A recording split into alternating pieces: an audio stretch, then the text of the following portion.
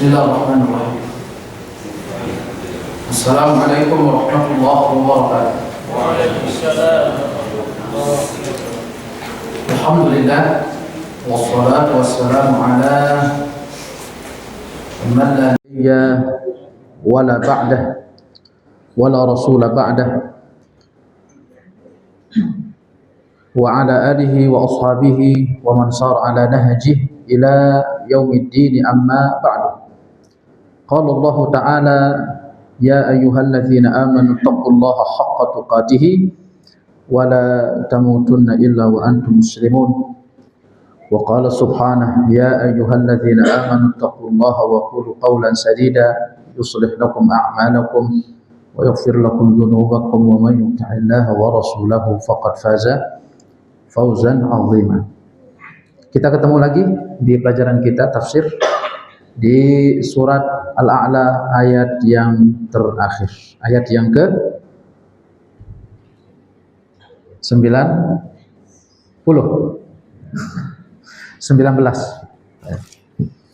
Ayat yang ke-19.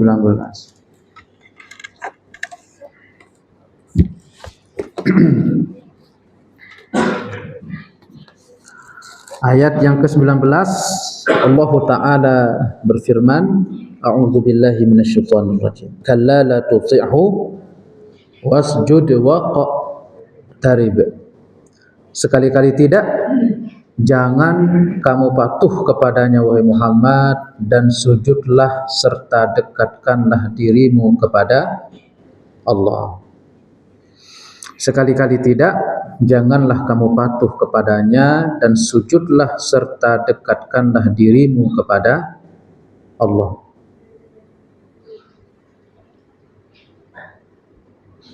Ada satu makna enggak yang lewat? Ditangkap enggak? Sekali-kali tidak, janganlah kamu patuh kepadanya. Masalah. Dibenci orang, dimusuhi orang, masalah. Sakit, masalah. Punya hutang, masalah. Sekali-kali tidak, janganlah kamu patuh kepadanya. Apa tadi? Masalah. Datang masalah dan sujudlah serta dekatkanlah dirimu kepada Allah. Karena memang pelipur lara dari sedih itu banyak sujud. Banyak sujud. Penghibur hati dari banyak masalah itu mendekatkan diri kepada banyak masalah, kemudian mut-mutan untuk mau dekat sama Tuhan. Ya jangan salahkan, hatinya terus membara dengan masalah. Baper lagi, bermasalah lagi, baper lagi, bermasalah lagi. Jadi seolah-olah di sini, ya Muhammad, kamu dibenci sama mereka, jangan taat. Sini, dekat sama saya. Gitu seolah-olah. Kamu sedih, dibenci sama mereka, sini, dekat sama saya. Ya, kamu baper, dibenci sama mereka, sini, jangan sedih, dekat sama saya. Kamu diusir oleh mereka dari kampung halamanmu, jangan sedih, sini, dekat sama saya. Jadi fungsi apa? Ini kita belajar ini, teman-teman, Bapak ya. Setiap hari kita berhadapan dengan apa? Sering curhat karena banyak masalah. Sering menggerutu karena banyak masalah. Tapi dekat sama Tuhannya jarang. Ya gimana mau tenang hatinya? Kesana kemari nyari nanya gitu. Ayo Ustaz, gimana caranya biar apa? Biar tenang Ustaz, saya begini Ustaz, banyak utang, banyak masalah, sakit ya. Tapi masalahnya intensitas ketemu sama Tuhannya itu apa? Jarang. Ya kalau sholat 5 waktu mah wajib memang. Kalau sholat 5 waktu. Sebelum sholat 5 waktu, qobliyah enggak? Setelah sholat 5 waktu, ba'diyah enggak? Iya. Setiap pagi, zikir enggak? Setiap selesai sholat, zikir enggak? Terus nanti pas begitu ada masalah, disalahinnya siapa? Tuhan yang disalahin. Lalu kita sendiri yang jarang tidak punya intensitas waktu untuk sering bertemu atau menjumpai Allah.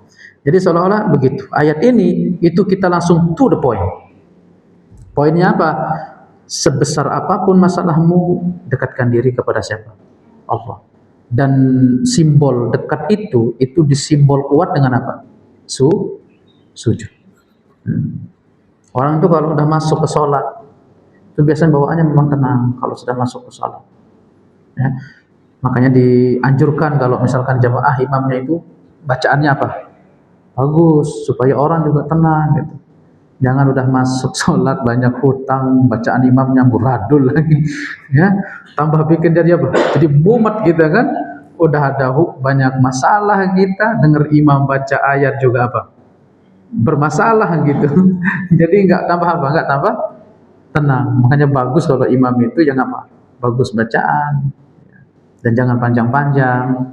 Ini orang udah getar sama masalah, dibuat getar lagi sama apa? Sama ya. Tapi kalau orang dia menikmati dari apa namanya alunan, kemudian lamanya berdiri, kemudian dia apa namanya fokus sama Allah, itu tentu pasti nggak akan merasakan apa? Sakit. Tidak akan merasakan sakit. Kita bicara dulu kalla. Apa arti kalla ini? Kalla ini kalau bahasa Indonesianya sekali-kali tidak. Itu diterjemah di situ ya, sekali-kali tidak. Coba kita ikuti, wa huwa rad'un li Abi Jahal. Jadi kata kalla ini adalah roda. Roda ini apa ya istilahnya? Kata ketus kepada siapa? Abu Jahal. Ya, roda ini ancaman. Wabil khusus untuk siapa? Si Abu Jahal. Artinya lan yasila ila ma yatasallafu bihi min annahu yad'u nadiyah. Artinya tidak akan pernah bisa dari upaya, dari usaha, tidak akan pernah bisa. Dan juga memanggil teman-temannya tidak akan pernah bisa. Wala inda'ahum lan yanfa'uhu wa lan yansuruhu. Ya, baik. Itu tidak artinya apa? Akan sia-sia. Itu artinya apa? Kalla. Kan ceritanya dia akan manggil teman-temannya untuk apa? Untuk gebukin siapa? Rasulullah. Kata Allah, kalla, nggak akan bisa. Untuk dia bisa nyentuh sedikit saja kulitnya Muhammad, itu nggak akan pernah bisa. Untuk menyakiti, nggak akan bisa. Wa huwa adzallu wa ahqarru min an yuqawimaka. Ya. Artinya di sini apa? Perendahan dan penghinaan ya kepada siapa? Abu Lahab. Kedua juga mengandung kemungkinan lan yanala ma yatamanna min ta'atika lahu hina nahaka 'anil shalah. Maksudnya itu sekali-kali tidak. Ya. Artinya sekali-kali tidak akan pernah memperoleh apa yang menjadi harapannya. Harapan siapa? Abu Jahal. Berupa apa harapannya? Agar Muhammad itu taat kepada siapa? Ya kan Allah katakan, kalla la tuti'hu. Jangan kamu sekali-kali taat sama siapa? Abu Jahal. Jangan sampai ngalah sama siapa? Abu Jahal. Hina nahaka 'anil shalah, ketika dia itu melarang engkau untuk apa? Terus saja sholat, lawan. Gitulah kira-kira. Ini bahasa Tuhan kan nggak begitu, nggak langsung-langsungan ya. Jadi kalau bahasa kita apa? Nggak usah takut. Dia ngelarang kamu sholat di situ sholat. Coba kita lihat apa yang akan terjadi. Nggak ada apa-apa. Ya. Nah ini satu aspek ini apa? Nabi kita disuruh untuk apa? Untuk berani, jangan takut. Jangan takut.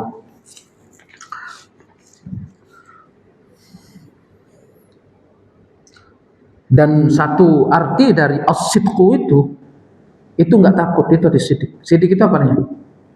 Kalau sidik kita sidik atau as-sidqu, orangnya sidik, orangnya apa?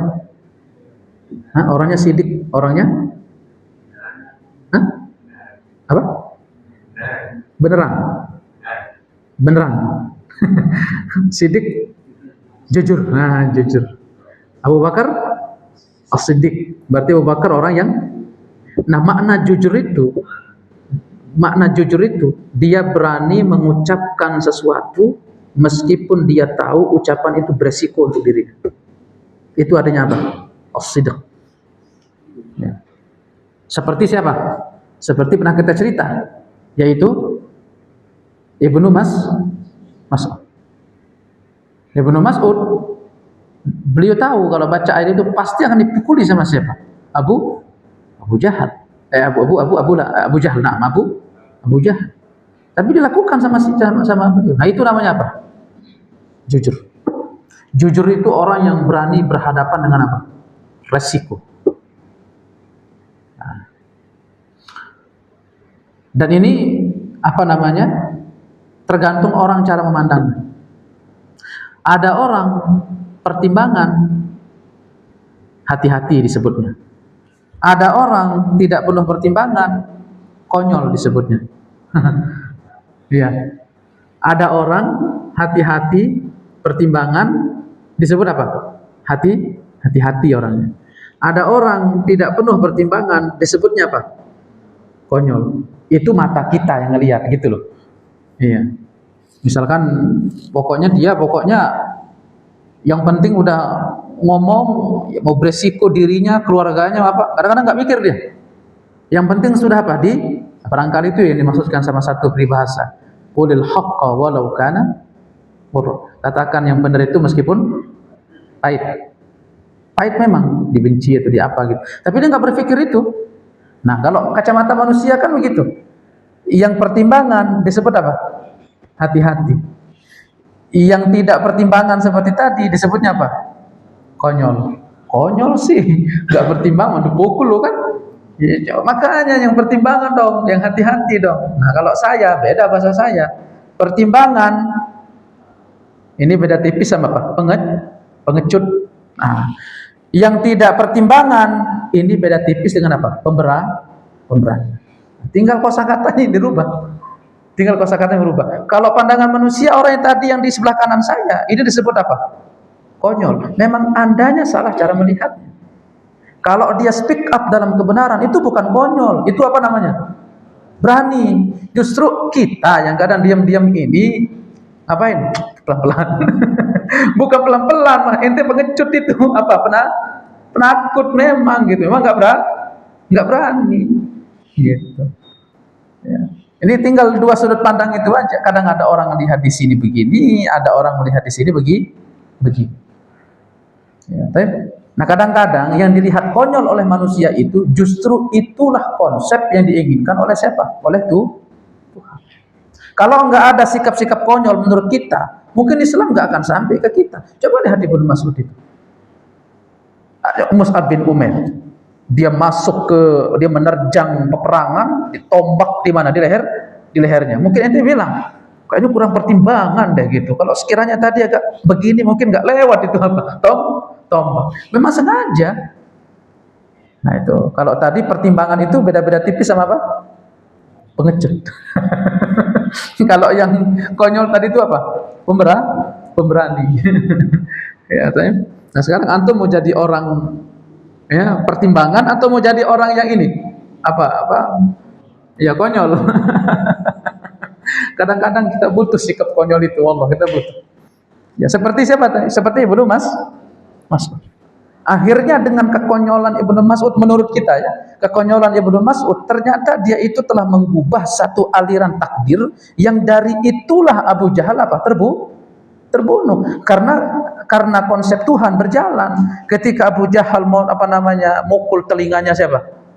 Ibnu Mas'ud, terjadilah kisos di mana kalau kita seolah berandai sekarang, kalau sekiranya Abu Jahal pada waktu itu tidak mukul telinganya siapa? Mungkin tidak akan hadir Abu Jahal di perang apa? Di perang Badar. Ya. Nah sekarang kita mau jadi orang pertimbangan atau mau jadi orang apa? Konyol. Sama seperti Umar bin Khattab. Umar bin Khattab bagi sebagian orang melihat perilaku beliau itu apa? Terkesan terburu-buru dan agak apa? Konyol. Ya karena memang Umar bin Khattab kan begitu orangnya kan, pukul Nabi. Rasulullah bilang apa? Umar, gimana di Umar? Ini kita punya tawanan, kita apakan di tawanan? Udah penggal aja ya Rasulullah. Ya kan, ya kalau orang bilang konyol banget dah gitu, dikit-dikit penggal, dikit-dikit penggal gitu. Apa kayak gitu kan? Abu Bakar sedikit lebih apa? Soft. Kalau Abu Bakar bilang apa? Udah ya Rasulullah, kalau menurut saya ini orang pinter. Kita tawan, kita pakai orang ini untuk ngajari kaum muslimin baca tulis. Rasulullah SAW bilang, ya kita pilih siapa? Abu Bakar. Padahal turun ayat bahwa apa? Membenarkan sikap Abu Bakar atau Umar? Umar bin Khattab. Tetapi apakah Nabi Muhammad salah? Nabi kita salah? Enggak, bukan beliau salah. Tetapi dari aspek pilihan kacamata manusiawi itu juga bisa dibenarkan. Makanya sering itulah disebutkan Umar itu orangnya apa? Orangnya malhum, orang yang diilhami. Karena beliau itu perbuatannya, gerak-geriknya itu ilhaman Tuhan. Ya, itu siapa? Umar bin Khattab. Banyak beberapa keputusan-keputusan itu sesuai dengan Al-Qur'an. Sama seperti ayat hijab itu, ya qul li azwajika, katakan kepada istri-istri Muhammad untuk dia itu apa? Menggelundurkan hijabnya, menutup auratnya. Itu dari siapa sebenarnya? Umar bin Khattab. Sampai Umar bin Khattab itu konyolnya, ini cerita ya, konyolnya Umar bin Khattab. Istri baginda SAW yang paling pertama sebelum Aisyah, Ummu siapa? Ummu Yusuf. Ummu Yusuf. Saya lupa namanya. Ya Allah, saya lupa nama istri beliau yang Ummu Salamah enggak? Bukan Ummu Salamah. Intinya istri Nabi paling tua sebelum nikah sama siapa? Aisyah. Sebenarnya pasca wafatnya ibunda Khadijah, itu Rasul langsung menikahi 2 orang sebenarnya. Satunya itu sama langsung siapa? Aisyah. Artinya bahwa yang paling pertama pasca wafatnya ibunda Khadijah berarti kan posisinya paling tua. Istri siapa? Rasulullah. Makanya saking tuanya beliau itu merelakan waktunya. Dia bilang apa? Ya Rasulullah, aku punya waktu bagi, silahkan boleh engkau untuk mendatangi Aisyah di waktu bagiku. Kenapa kata Rasulullah? Karena aku ingin fokus berkhalwat bersama Allah. Padahal orang berkhalwat sama Nabi aja udah bahagia banget kan? Ternyata dia itu cukup bersuamikan Nabi itu sudah cukup. Tetapi capaian yang paling besar ingin dia coba lagi, dia ingin fokuskan hidupnya hanya untuk siapa? Allah.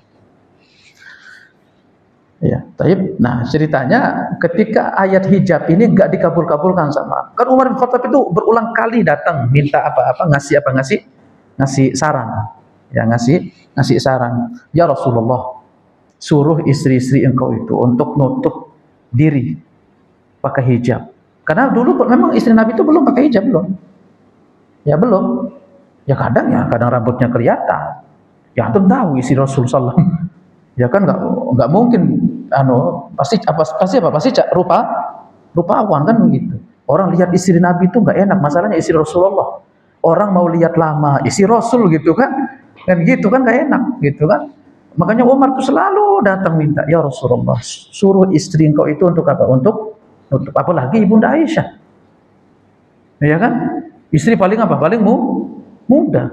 Disebutkan apa? Humairah. Orangnya apa? Kemerah-merahan gitu kan. Coba bayangkan tuh istri Rasul kan gak enak kita mau lihat juga istrinya siapa?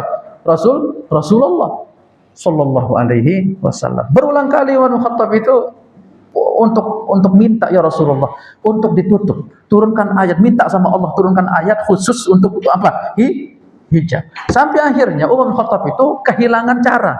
Kok enggak kekabul-kabul permintaan saya, kata Umar bin Khattab. Akhirnya malam-malam. Dulu istri Rasul itu kan belum ada kamar mandi. Kalau sekarang kan ada WC, enak kalau kita buang hajat enak. Dulu ya kalau kayak orang kampung dulu. Antum gimana sih orang kampung dulu sebelum ada WC? Kalau misalkan pengen buang hajat, itu kita kemana biasanya? Ke kebun kan? Kebun ngendep-ngendep gitu kan? Ngendep-ngendep gitu kan? Akhirnya waktu itu Umar bin Khattab, usilnya Umar bin Khattab, dia dia datang ke tempat di mana para perempuan itu sering sering buang hajat. Kebetulan waktu itu baru balik siapa? Istri Rasulullah. Dapatlah sama siapa? Umar bin Khattab. Ditutuplah mukanya sama siapa? Istri istri Nabi. Karena paling tidak wajahnya itu apa? Aman. Ya, paling tidak wajahnya itu apa? Aman. Apa kata Umar Khattab? Aku tahu engkau itu siapa. Maksudnya apa? Istri Rasulullah. Akhirnya beliau pulang melapor sama Rasul. Ya Rasulullah, tadi saya diintip sama Umar bin Khattab. Bukan ngintip, tapi Umar itu sengaja ketemu untuk bikin apa? Masalah. Agar istri-istri ini ngelapor sama siapa? Kalau saya nggak bisa, lah masa istrinya apa? Nggak bisa. Nanti ngelapor sama Rasul. Ya Rasul, tadi saya didapati sama Umar Khattab. Sepulang dari apa? Buang hajat. Akhirnya besoknya langsunglah turun ayat apa? Hijab. Semua istri Nabi itu wajib untuk apa? Tutup. Konyol atau tidak? Hah? Kadang orang itu dia harus sedikit punya apa? Keberanian. Itulah Umar bin Khattab. Ya. Radhiyallahu taala anhum ajma'in. Ya, baik. Nah, jadi intinya di sini apa tadi kita makna yang tadi itu berani itu satu aspeknya apa? Diajarkan Rasulullah untuk apa? Untuk berani. Ya Muhammad, jangan takut, jangan taati. Ya, kamu tetap sholat di situ. Kalla la tuti'hu wasjud waqtari. Baik.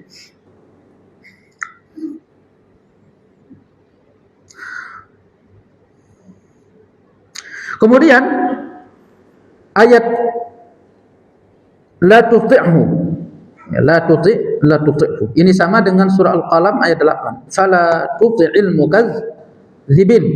Jangan engkau mentaati para pendusta itu, wahai Muhammad. Wasjud, dan bersujudlah. Inda aksari ahli ta'wili arada bihi salli wa tawaffar ala ibadatillahi ta'ala fi'lan wa iblagha. Nah, maksudnya itu wasjud itu maknanya apa? Kebanyakan ahli tafsir yang diinginkan dengan kata ini apa? Salatlah, menghambalah dengan sebenar-benar apa? Penghambaan dan salat. Artinya semakin besar masalah kamu itu, benar-benar cara apa? Salat. Kemarin saya baca ayat di surat apa itu? Innas salata tanha 'anil fahsya'i wal munkar. Sesungguhnya salat itu dapat mencegah dari apa? Daripada kemungkaran, dari perbuatan yang buruk dan mungkar.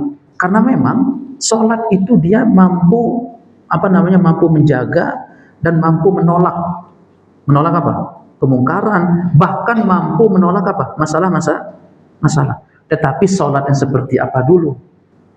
Ya, itu ya kalau para ulama ya balik lagi, salat bagaimana? Yang diperhatikan kaifiatnya dan yang diperhatikan apa? Tata cara salatnya, dan juga diperhatikan apa? Yaitu keikhlasan di dalam salat. Artinya ahwal salatnya diperhatikan, ahwal hatinya dia juga ketika salat harus diperhatikan. Artinya waktu dia harus perhatikan waktu salat, dan juga gerak-gerik dia harus perhatikan salatnya. Ya, dia juga keadaan dirinya ketika masuk salat diperhatikan. Itu apa? Keikhlasan. Artinya benar-benar apa? Benar-benar salat, bukan sekedar salat-salatan. Mungkin kita ini belum atau tidak bisa atau mungkin jauh. Karena memang kita apa? Seringnya itu kita salat-salatan. Tidak sungguh untuk apa? Salat. Kadang awalnya masuk, tetapi setelahnya itu apa? Menghayal. Nah, setelahnya menghayal. Ya, sebenarnya di awalnya sudah dia ikhlas salat dari awal. Dia ikhlas salat dari awal. Allahu Akbar, pasang niat, bagus niatnya. Tapi dia nggak mampu menjaga apa? Menjaga niatnya. Begitu begitu 10 detik berlalu, ingat yang macam-macam. Kunci, hutang, tetangga, pertengkaran. Ingat apa? Sekarang masak apa? Makan apa? Itu ingat di mana? Di tengah-tengah salat. Meskipun di awal dia apa? Ikhlas. Ya, jadi kejujuran ikhlas itu penting. Kejujuran dalam ikhlas itu penting. Nah, kejujuran ikhlas yaitu jujur artinya apa? Istiqamah untuk menjaga nilai keikhlasan itu. Ya, baik. Nah, itu salat. Nah, jadi kalau di sini kita dapat satu makna bahwa sebesar apapun masalahmu, semakin besar pula apa? Perhatian ke salat.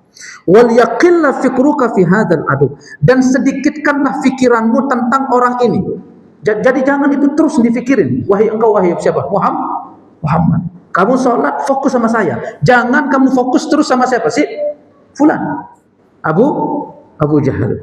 Fa inna Allaha muqawwika wa nasir. Karena Allah akan apa? Menjagamu dan Allah akan menolongmu. Nah, konsep-konsep yang seperti ini kan detailnya kadang-kadang kita nggak bisa untuk mewujudkan itu. Kadang kita masuk sholat nih, kita nggak bisa fokus sama siapa? Sama Tuhan, sama Allah. Tapi kita fokus kadang tadi sudah kadang sama tetangga, jelemetan gitu mulutnya gitu ya, saling komen lewat apa? Status. Datang lewat waktu zuhur, hayya 'alas shalah, hayya 'alal falah. Salat dia, enggak tenang salatnya dia. Dia ingat terus sama siapa? Si jelemetan tadi mulutnya. Yang ngomongin dia di mana? Di status. Ya gimana? Justru disitulah coba uji diri. Ketika ada masalah, ketika antum masuk ke sholat, mampu nggak untuk melupakan masalah itu ketika masuk ke mana? Ke sholat. Coba belajar. Belajar gimana? Agak konyol dikit. Bikin masalah, masuk ke sholat, bisa lupa nggak? Bisa lupa nggak? Lupa dari apa? Lupa dari masalah yang dibuat tadi. Ya banyaklah masalahnya, ketengkar sama istri, masuk ke sholat, kira-kira lupa nggak kira-kira? Saking nikmatnya berhadapan dengan siapa? Dengan Allah. Tapi jarang kita bisa yang seperti itu. Nah sekarang kita untuk mencapai ke arah itu Bapak, ya sholatnya gimana sih caranya? Ya kalau orang awam kita nanya gimana sih caranya? Ya kata para ulama banyak sih cara ngebantingnya. Karena kalau kita memusatkan kefokusan ke Allah itu berat memang. Berat, sampai lupa diri itu apa? Berat. Tapi ada orang yang bisa. Ali bin Abi Thalib, ya kan? Ketika nancep panah banyak, apa kata Ali? Aku cabutin ya? Enggak, nanti tunggu sholat dulu. Beliau sholat, lagi sholat, dicabut semua, darahnya itu ngalir. Nah, itu makanya dalil bahwa darah mengalir ketika sholat itu tidak membatalkan apa? Sholat. Itu pembicaraan fikih ya. Lalu dicabut. Itu Ali ketika selesai sholat, sudah selesai semuanya. Sudah selesai. Jadi enggak dia rasakan sama sekali sakit ketika dicabut. Sampai kapan kita enggak merasakan diri ketika sholat? Nah itu mungkin tingkat paling tinggi. Tapi kan sulit. Paling tidak kata para ulama itu apa? Hanyut dalam lantunan ayatnya, hanyut dalam arti dari bacaan ayat-ayat yang dibaca, hanyut dalam terjemah dari zikir dan doa yang diucapkan. Nah sekarang kita kan malas juga sekarang. Bapak ya, akhi. Coba sekarang apa arti sami Allahu liman hamidah? Hah? Jangan ketawa. Apa artinya? Apa artinya? Sami Allahu liman hamidah. Hah? Itu. Jadi cobalah nanti pulang, kemudian searching. Itulah fungsinya internet. Internet sekarang itu masya Allah. Internet. Bacaan sholat dan artinya. Itu bread. Itu langsung keluar. Cuma kadang-kadang kita malas. Apa arti subhana rabbiyal azim? Supaya kita itu benar-benar hanyut ketika mengucapkannya itu. Subhana rabbiyal a'la. Al-Fatihah apa artinya? Al-Fatihah apa artinya? Paling tidak dawamkanlah beberapa surat, misalkan surah Al-Mulk dengan artinya coba. Dawamkan nanti mau sholat apa, mau sholat dawamkan surah Al-Mulk misalkan apa? Surat apa? Surat agak panjang misalkan apa? Surat An-Naba. Coba artikan dengan surat itu, surat An-Naba. Ketika sholat sunnah amma yatasaalun anin naba'il azim, kan gitu. Apalagi kalau ditambah sama tafsirnya. Oh cakep, antum gak akan ada waktu untuk berpikir tentang hutang di sholat. Karena waktu kita sudah habis berpikir tentang apa? Arti ayat, arti doa, perhatian sama gerak-gerik sholat. Ya, apalagi mungkin ini sudah benar nggak caranya? Ini kan sibuknya berpikir untuk membenarkan ini, itu sudah bagian dari sholat. Itu nggak bagian was-was, bukan. Allahu Akbar, udah bener nggak nih? Misalkan otak kita berjalan, udah bener nggak? Oh belum, yang benerin. Oh ini sudah pas nggak ya? Oh sini agak terlalu bawah. Oh atasan, karena hadis Nabi di tempatnya di dada. Itu kan semua orang berpikir tentang apa? Sholat. Daripada Allahu Akbar, udah kayak mati gitu kan? Yang diingat apa? Hutang, yang diingat banyak, yang diingat. Apalagi fan bola. Tadi nonton Indonesia lawan apa? Indonesianya kalah. Dianya yang nangis coba gitu. Ya Allah, Indonesia kok nggak pernah menang-menang gitu kan? Gitu. Hafalkan apa? Hafalkan bacaan sholat dan arti. Coba belajarlah. Kita punya media itu banyak membantu kita untuk itu. Baik.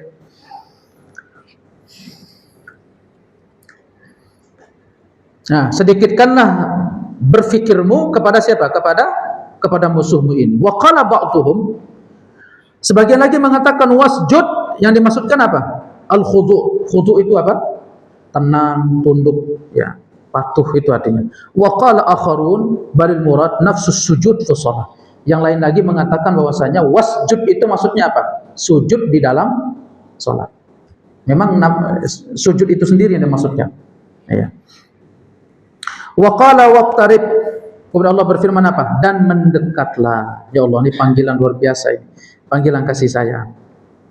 Ketika misalkan seorang suami istrinya nangis, di antara bentuk syafaqah suami itu, dia tahu dia tidak tahu alasan istrinya nangis, dia akan mengatakan apa? Sini Dik, kenapa nangis? Dirangkul siapa? Istri. Tapi di antara ciri suami itu enggak punya belas kasih, lihat istrinya nangis, ngapa? Kamu kenapa nangis? Gitu. Itu nangis. Gitu. Nah, ini ciri-ciri suami kasar ya. Ciri-ciri suami apa? Kasar. Biasakan kalau istri nangis itu, bahkan kalau bisa bikin dia nangis supaya ada alasan antum untuk apa? Untuk meluk. Ya. Karena itu meluk itu adalah apa? Satu simbol orang itu punya sifat apa? Belas, sama seperti air mata. Makanya pernah Nabi itu, beliau ketika cucunya dari anaknya itu meninggal, kemudian beliau nangis. Ada orang Rasulullah SAW, orang itu teriak nangisnya, ya, kalau tidak salah Ummu Anas ya, teriak. Kemudian Rasulullah SAW, kenapa kamu teriak di sisi Nabi? Ya Rasulullah, engkau juga sendiri kan nangis. Lalu apa kata Rasulullah SAW? Saya nangis ini adalah nangisnya apa? Nangisnya syafaqah, nangisnya kasih sayang. Menunjukkan bahwa laki-laki itu juga ciri atau tanda dia punya belas kasih itu apa? Bisa keluar air. Sampai istrinya bingung, Mas, kok kamu nggak pernah nangis ya? Nggak pernah nangis. Nah, sama seperti apa? Kalau istrinya nangis, cepat diraih, dirangkul. Kamu kenapa? Mungkin ada masalah keluarga atau apa kan? Ibunya atau bapaknya atau keluarga. Tapi dia ingin cerita dan segala macam. Dan salah satu sifat itu adalah sifat Allah. Itu apa? Sifat berbelas kasih. Jadi seolah-olah, ya Muhammad, kamu sedih, sini dekat sama saya. Dekatlah. Nah, jadi orang itu harus menghiasi diri dengan mencoba belajar untuk menghiasi diri dengan sifat-sifat ketuhanan. Masa mau kasar terus, masa mau keras terus, gitu kan? Ya, apalagi mungkin kita kan, mohon maaf, sudah banyak kita dengerin nasihat-nasihat seputar seperti ini. Masa kita nggak bisa amalkan? Ya, tapi aqrabu ma yakunul 'abdu min rabbih idza sajada. Jadi maksudnya waqtarib wal murad wabtagi bisujudi ka qurbal manzilati min rabbika. Maksudnya mendekatlah, maksudnya apa? Berharaplah dengan sujudmu itu wahai Muhammad kedekatan apa? Manzilah, kedekatan posisi atau kedudukan. Wasjud, sujudlah. Waqtarib, mendekatlah, harapan untuk semakin dekat dengan siapa? Dengan Allah. Wa fil hadisi, dalam satu hadis, aqrabu ma yakunul abdu min rabbih idza sajada. Yang paling dekatnya seorang hamba dari Tuhannya itu apabila dia apa? Sujud. Wa qala ba'dhumul murad usjud ya Muhammad. Sebagian lagi mengatakan yang dimaksudkan adalah sujudlah engkau hai Muhammad. Waqtarib ya Aba Jahal. Nah, iktarib di situ dimaksudkan siapa? Abu Jahal. Ini tafsir yang kedua. Kalau yang tadi usjud waqtarib itu untuk siapa? Rasulullah. Sujudlah dan mendekatlah dengan sujud itu. Yang kedua, usjud maksudnya untuk siapa? Muhammad. Iqtarib maksudnya siapa? Abu Jahal. Maksudnya apa maksudnya? Mendekatlah engkau wahai Abu Jahal hatta tufsir ma yanaluka min akhdhiz zabaniyati iyyaka. Muhammad sujud. Dan kamu Abu Jahal dekati Muhammad. Dan kita lihat apa yang akan terjadi nanti. Malaikat Zabaniyah akan cabut nyawa kamu kalau kamu berani apa-apa akan siapa? Muhammad. Jadi ini istilahnya kalimat apa? Kalimat penantangan dari siapa? Allah. Makanya kan begitu dia mau dekat ke Rasulullah, ternyata dia seolah seperti melihat apa? sebuah hewan yang akan apa? Menerkamnya. Satu riwayat lagi seperti sebuah parit isinya apa? Api. Enggak berani dekat dengan siapa? Rasulullah. Itu tafsir yang keberapa? Tafsir yang kedua. Faka'annahu ta'ala amarahu bis-sujudi liyazdada ghaizul kafir. Itu kalau kata satu ulama tafsir. Seolah-olah Allah di sini mengatakan apa? Wahai Muhammad, teruslah kamu sujud agar mereka itu terus hatinya kepanasan. Jangan berhenti. Terus sholat, terus. Agar dia itu apa? Agar dia itu seperti cacing kepanasan. Nah, biasanya orang begitu kan? Kalau orang nggak ditaati, dia biasanya apa? Dongkol gitu. Muhammad, kamu jangan sholat di sini. Ini punya saya. Ka'bah ini punya kakek nenek moyang kami. Kami yang ngurusnya. Kamu jangan di sini. Tapi apa kata Allah? Terus sholat di situ. Agar mereka itu apa? Agar hatinya apa? Panas. Nah, sekarang saya tanya, Nabi kita konyol atau pertimbangan? Ya, pemberani. Sallallahu alaihi wasallam. Itulah yang dimaksudkan dalam surah Al-Fat ayat 29. Liyaghidha bihimul kuffar. Baik. Wasbabul mujib lizdiyadil ghaiz huwa anna al-kufra kana yamna'uhu min al-qiyam. Fayakunu ghaizuhu wa ghadabuhu inda musyahadati sujudi atamma. Thumma qala inda zalika waqtarib minhu ya Aba Jahl wada' qadamaka alayhi fa inna ar-rajula sajid mashghulun bi nafsihi wa hadha tahakkum bihi wa istihqaru li sya'nihi wallahu subhanahu wa ta'ala a'lam wa sallallahu ala sayyidina Muhammad wa ala alihi wa sahbihi wasallam. Artinya kita sudah selesai di satu ayat ini. Wasjud waqtarib. Jadi kita sudah selesai dari surat apa?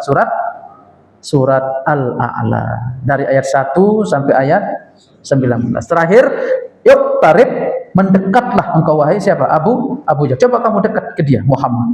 Kamu enggak akan mendapatkan hasil apa-apa. Kalaupun kamu dapat untuk menginjak lehernya, tetapi dia itu hatinya sudah terlalu sibuk sama Tuhan. Dia tidak akan bisa merasakan apa-apa. Dia tidak akan bisa merasakan sakit apa. Itu artinya apa? Wasjud waqtarib. Jadi Rasulullah kalaupun mau dibunuh saat itu, mau diinjak saat itu Nabi itu karena hatinya sudah terpaut sama Allah, dia tidak akan bisa lagi merasakan apapun. Nah, kalla la tuti'hu wasjud waqtarib. Wa sallallahu ala sayyidina Muhammad wa ala alihi wa sahbihi wa sallama wallahu a'lam bis-shawab. Nah, baru kita pindah nanti ke surat apa? Ke surat At-Tin. Ya kan? Surat At-Tin ya. Sudah Isya belum? Tinggal berapa menit?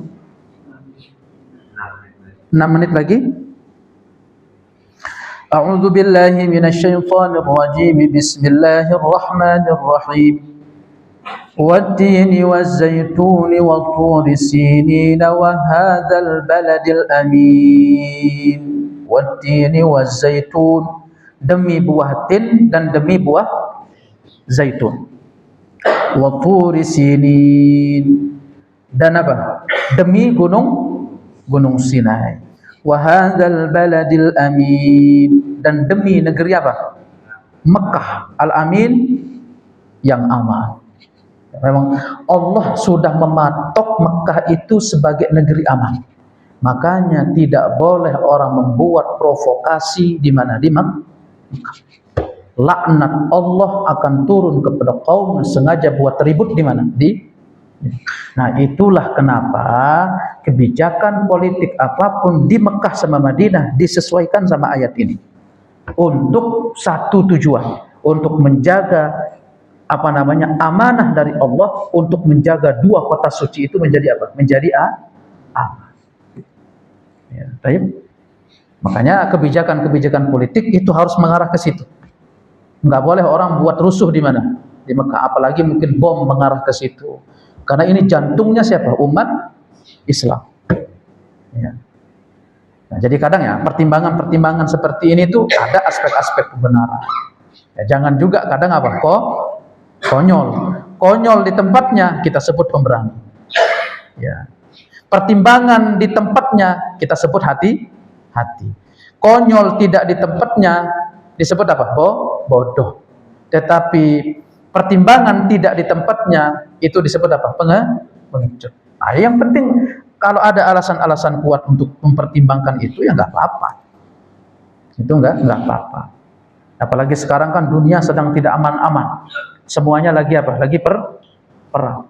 Antum jangan mancing-mancing. Saudi itu kenapa enggak dia kirim rudalnya ke sana, bantu gitu. Jangan gitu. Intinya kebijakan politik Timur Tengah, terutama untuk Mekah sama Madinah. Orang itu punya tanggung jawab amanah dari Allah untuk menjaga dua kota suci itu agar apa? Aman. Karena itu pusat. Antum haji ke situ, umrah ke situ. Ya, tapi wahadzal baladil amin. Dan demi Mekah ini yang apa? Yang aman. Sekarang menjadi pertanyaan iskal sekarang teman-teman. Allah bersumpah dengan apa di sini objeknya? Buah tin sama buah. Kenapa buah tin sama buah zaitun? Apa buah ini ya bagi kita buah gitu, sesuatu yang bagi kita tidak punya nilai. Tapi kenapa Allah bersumpah dengan buah tin dan buah zaitun?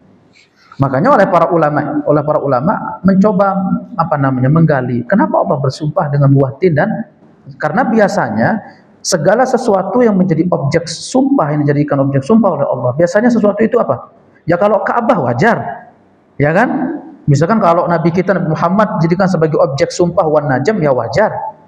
Ya, wala umruka ya Muhammad, demi umurmu wahai Muhammad, ya itu wajar. Karena umur baginda itu kan agung, sallallahu alaihi wasallam. Tapi ini buah tin sama buah zaitun.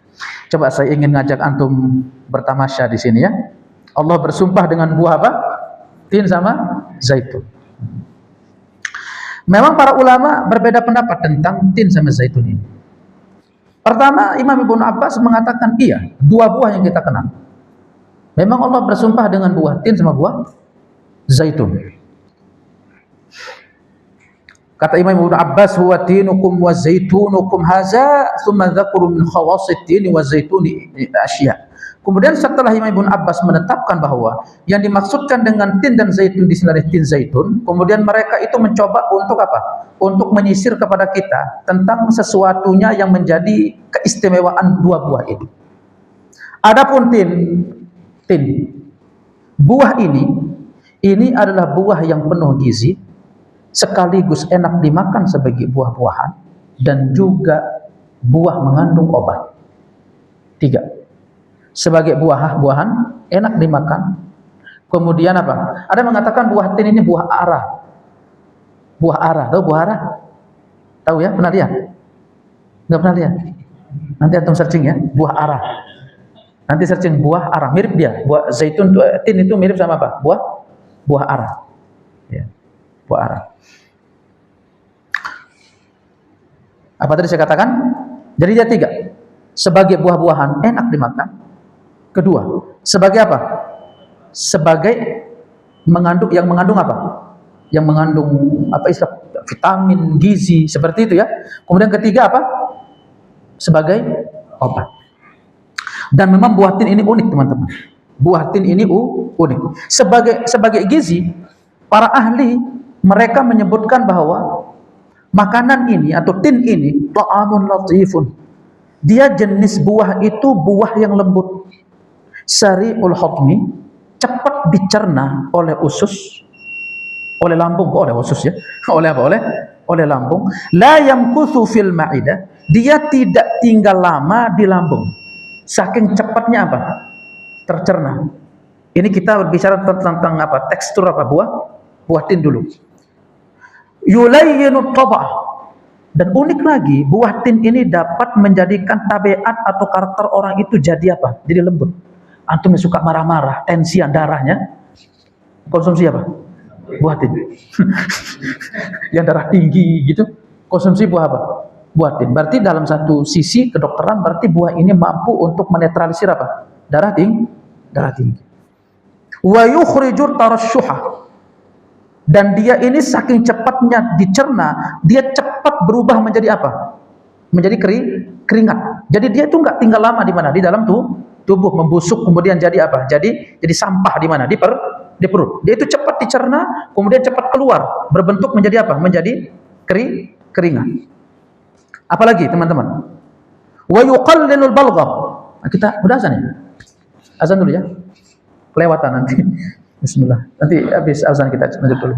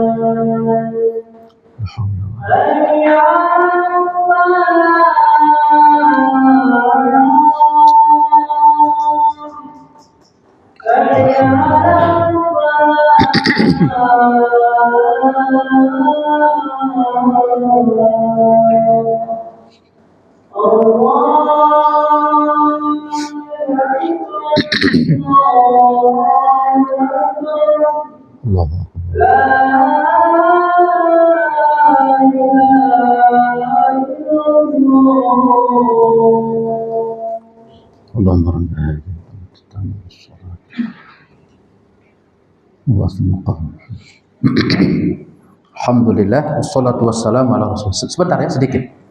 Tadi saya katakan apa? Dia dapat melembutkan apa? Tabiat. Juga cepat larut menjadi apa? Menjadi keringat, menjadi tenaga. Wa yuqallilul balgham. Dapat menetralisir lendir. Yang apa? Yang ingusan, apalagi itu penyakitnya suka banyak lendir itu apa namanya? Alergi, ya. Ya, pilek. Menetralisir apa? Lendir. Wa yutahhirul qulyatain. Dan dia dapat menyucikan apa?